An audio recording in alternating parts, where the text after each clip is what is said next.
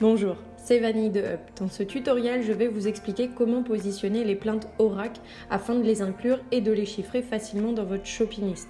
Lorsque vous téléchargez une plainte, et cela vaut également pour les simèzes et corniches sans motif, elles arrivent par défaut avec une longueur de 2 mètres. Vous pouvez facilement ajuster la longueur à l'aide de l'outil échelle.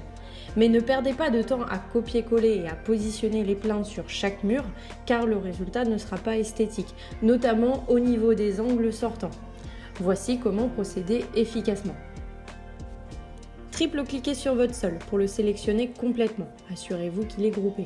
Une fois les traits de construction affichés en bleu, maintenez la touche Maj de votre clavier et cliquez sur la surface pour ne sélectionner que les contours du sol. Consultez ensuite la fenêtre Info sur l'entité pour voir le périmètre total du sol.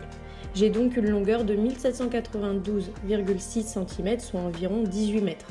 Pour déterminer combien de plaintes de 2 mètres de long sont nécessaires pour couvrir 18 mètres linéaires, je divise la longueur totale par la longueur d'une seule plainte. J'aurai donc besoin de 9 plaintes de 2 mètres pour couvrir 18 mètres linéaires. Téléchargez donc une plainte dans votre plan à partir de la bibliothèque Up. Positionnez-la sur le côté de votre projet, puis dupliquez-la 8 fois pour obtenir un total de 9 plaintes. Ensuite, double-cliquez sur l'une d'entre elles et copiez le profil de la plainte et collez-le dans le groupe du sol. Groupez-le pour pouvoir le positionner dans un des coins du sol. Puis dégroupez-le.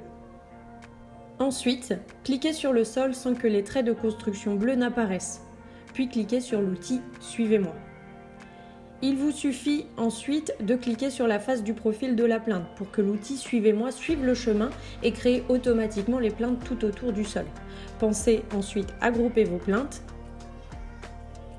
et masquer celles téléchargées afin qu'elles ne gênent pas la présentation de votre projet.